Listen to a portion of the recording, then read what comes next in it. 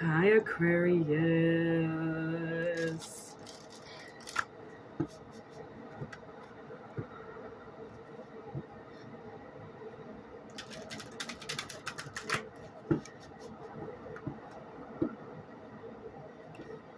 We need this blood to survive.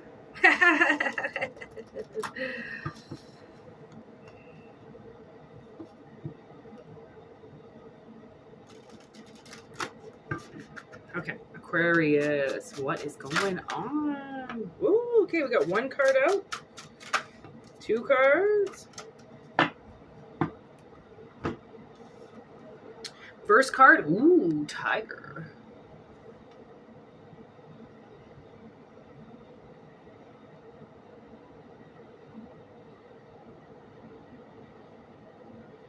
The lighting is really weird today. The sun is really coming in. And then we have the Dove, which is even freaking harder to see. Oh God, if you can even see it at all. Oh yeah, I think you can see it right there. Turn that brightness up. Okay. Tiger, primal power, creation, sexuality, and perception. And then the Dove is sexuality, peace, divine inspiration. Wow, all the feline images denote power. Tigers are particularly powerful. In China, they are considered the king of all beasts. In Hindu mythology, the tiger is associated with the goddess Kali, who represents creation, sexuality, and death. In tradition, the Sumerian culture, tigers were called only in self-defense, out of fear of inspiring the collective hostility of other tigers. When Europeans began settling tiger traps in Sumatra, the local inhabitants would go out to the traps to explain to the animals that the devices were not constructed for their consent.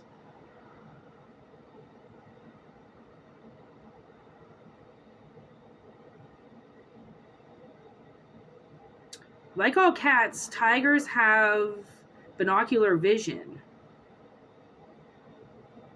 which gives them greater depth of vision and the ability to judge distances accurately. The eye of the tiger symbolizes sound judgment and keen perception. Oh my God, so you know what I'm getting? I'm getting like you know how far away something is. Okay, like it's like your senses are lit up. Okay, like you might not see something, but you can feel it, and you've got depth perception on it. You know how far away it is. Okay, so there's something coming in. Okay, and you're using your primal power to see it. Okay. With divine inspiration, the dove has long been associated with feminine sexuality and maternity. Early pagans considered the dove a symbol of female sex organs, and Christian faiths in which the dove is primarily a symbol of peace and divine inspiration, linked the dove to sexual reproduction. Although Christ was born of a virgin, he was conceived by the Holy Spirit, which is presented by the dove. In Greek mythology, Aphrodite, the goddess of love, was born from an egg nurtured by a dove.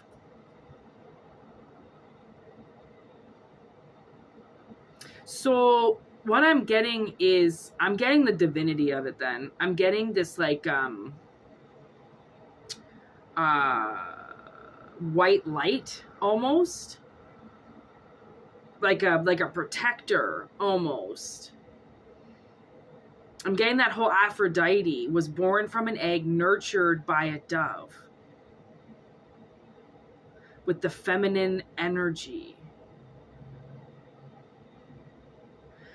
So I think something is coming into your life. It's being like nurture. It's being like hand guided to you. You know, so like nobody even breaks it.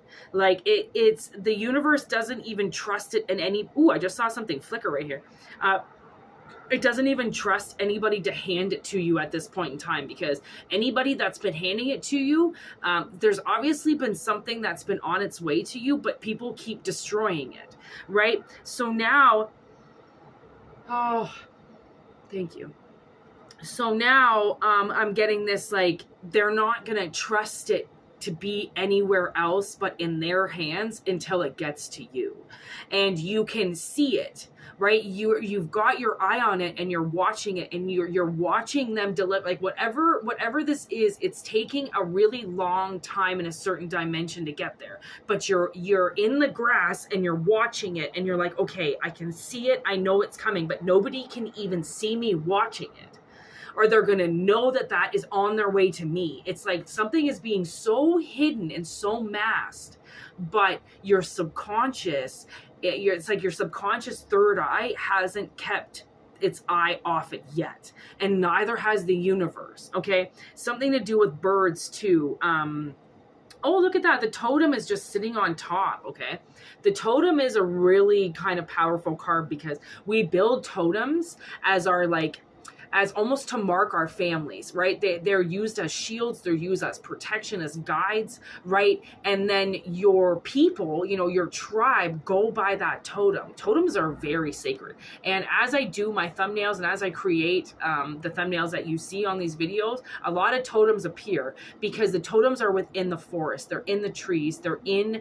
the natural life, right? But you can't see them with the naked eye. You have to bring them through a different portal in order to notice the magic, because it's not seen by the naked eye. Not a lot of things are, right?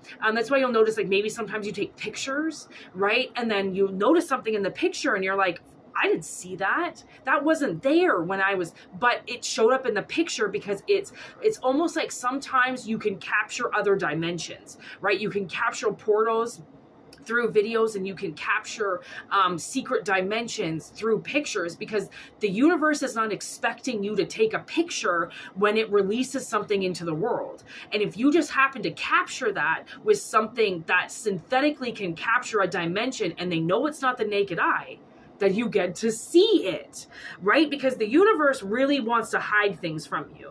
Okay, I remember actually when my aunt took me to this really sacred place. We were out in Mount Shasta in California, and she took me to this, she took my sister and I into this sacred place where she believed, okay, a part of Atlantis still exists.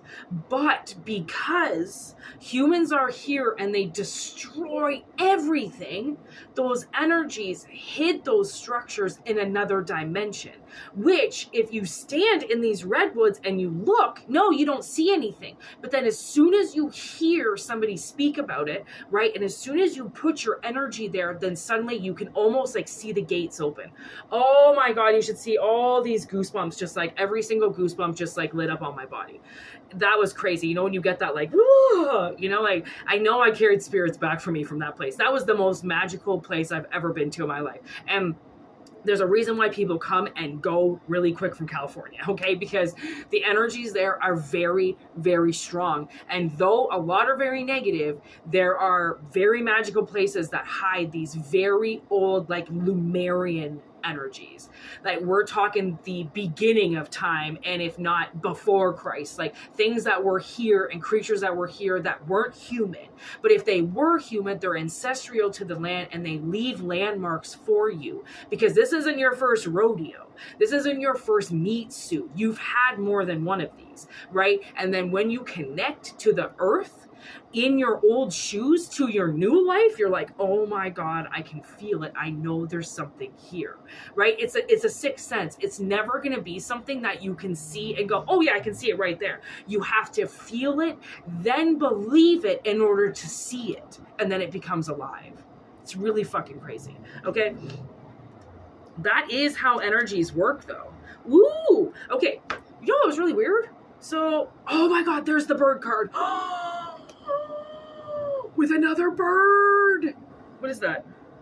The dull? Or, oh, no. Okay, that's the bull.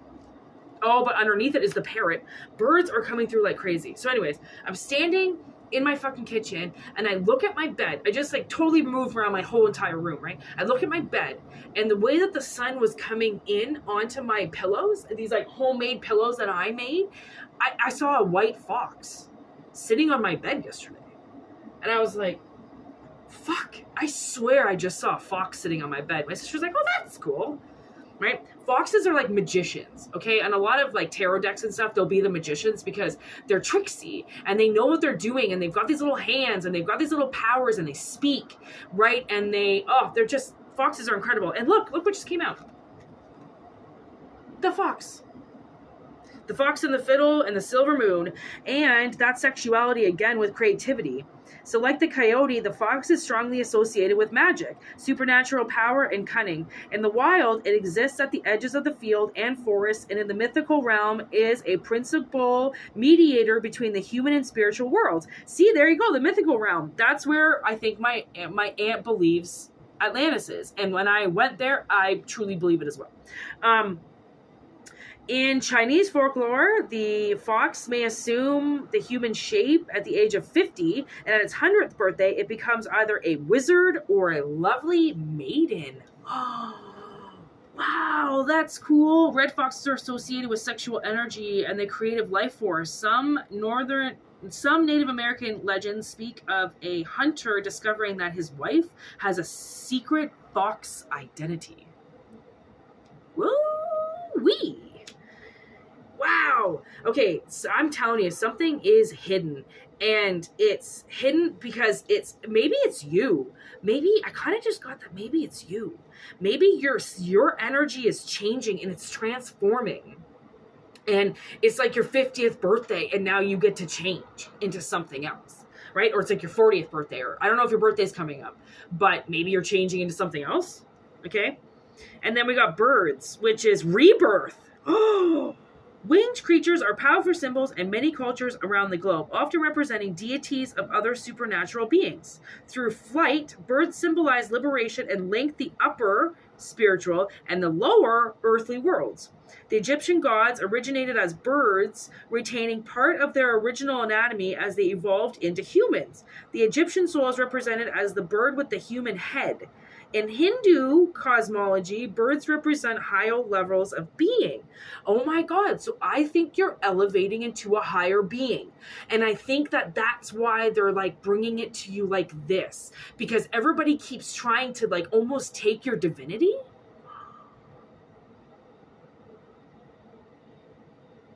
Oh my God.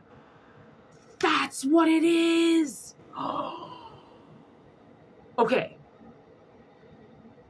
so if you are still in a lower level in 3D and you've been watching all these other people take off over the last fucking 20, 30 years, right? With husbands, having kids, careers, life changing, moving, evolving, right? All these people are just shooting off because they're becoming adults and they're changing their life. Well, they're all taking that thing that changed them all was always supposed to change you. And every time the universe came to deliver it to you, one of your friends just came right in and took it and swallowed it, transformed. And then here it came in for you again. Boom, your mom took it, ate it, transformed.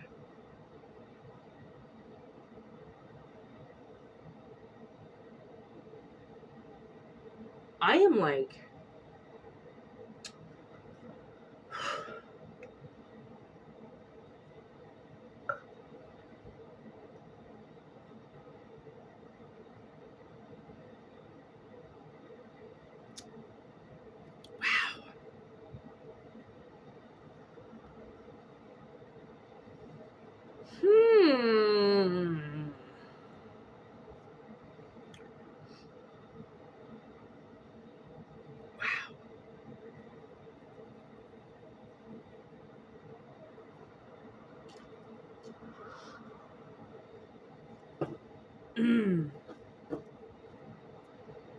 No, there's the tower right there.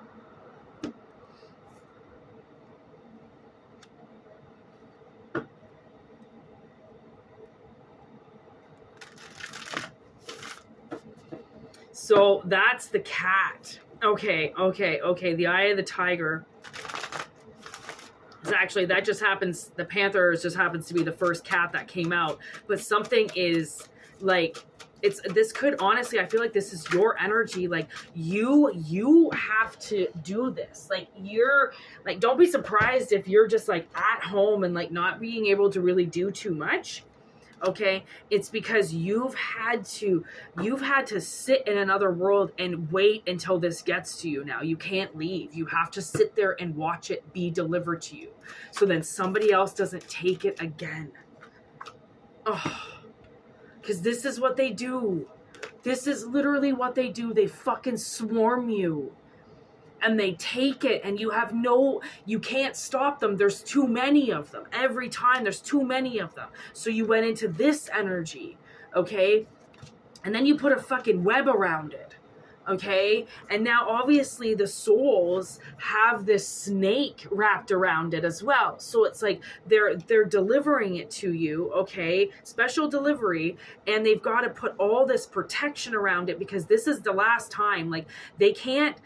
Honestly, the way that I feel is like there's no more time to wait. Like if this doesn't happen for you, then it's never going to happen.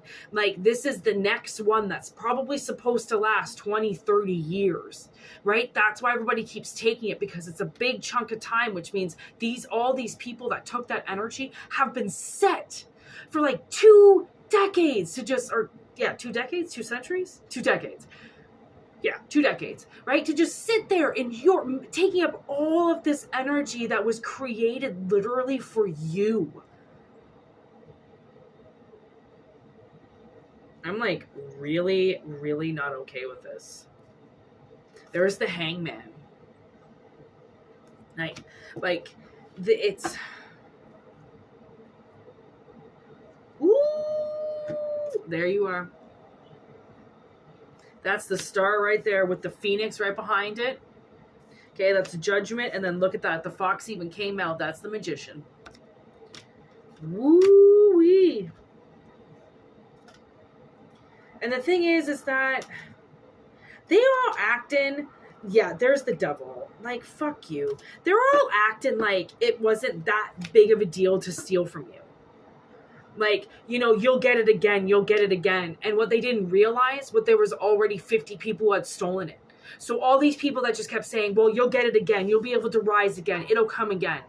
Well, it came again and it got stolen again. And then it came again and it got stolen again. So all these people that just kept saying, well, you'll make it again, you'll make it again. And somebody just came and stole it again.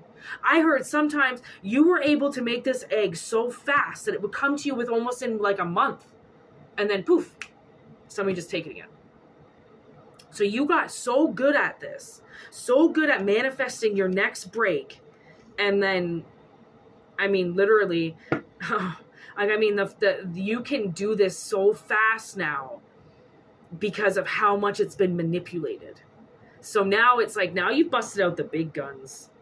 Okay, like you've done everything that you possibly can now to make sure this gets hand delivered to you. It's not going to get put through a third party again.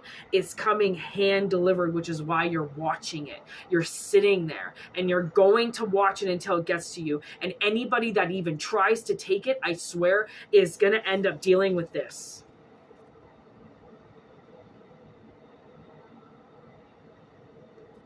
That's just the way it goes. That's how nature goes. You warn, you tell people to leave you alone. You tell people to not mess around. Did you just hear that? Sound like somebody just hit something with a baseball bat. Like people have their warnings. Store owners have their warnings. You break in. The next time you break in, there's fucking booby traps everywhere.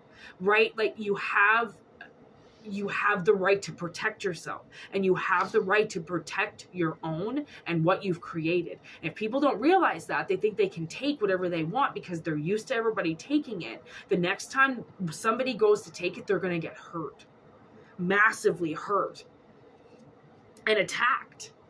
Look at, they're trying to come in like this. They're trying to come in and scare you, but now you're fighting back.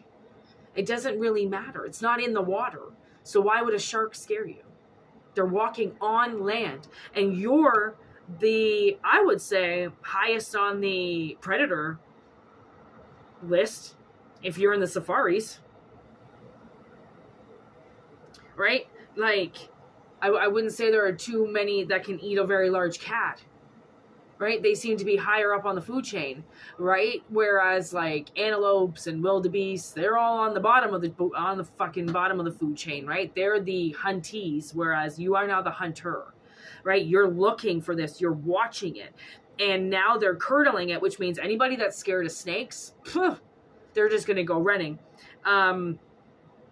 Plus, I think if somebody goes to try to take something, like even a mouse, right? A lot of people are scared of mice, and you wrap something around it. Yeah, okay, it looks small. The smallest little things can scare the biggest people, right? So think of it that way. Like, they all think it's such a small thing to hurt you, but when you all of a sudden come back and yeah, okay, it's this little tiny snake wrapped around an egg.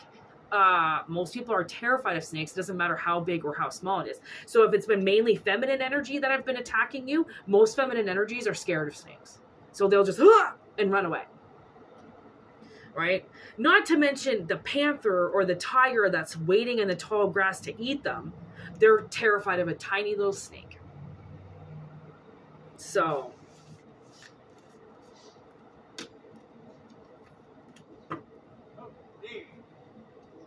21. All right. All right. I'm going to be finish this reading now. Thank you for watching. Take what resonates, leave what doesn't. This was a pretty important reading to the collective. So know that something is on its way to you, and you've got your eye on it. And nobody is going to take your fortune again. Okay? For private readings, whitneymoonshine@gmail.com. We're almost there. We're almost getting memberships going, which is going to be super awesome. So look forward to that coming very soon. And yeah, I hope you guys all have, kind of a happy holiday. I'm not sure kind of what's going to happen over the holidays and like how many readings I'm even going to do, or if it's even going to affect me at all. I don't know. But anyways, if I don't see you, I hope you have a great holiday. And if I do see you, I will see you soon.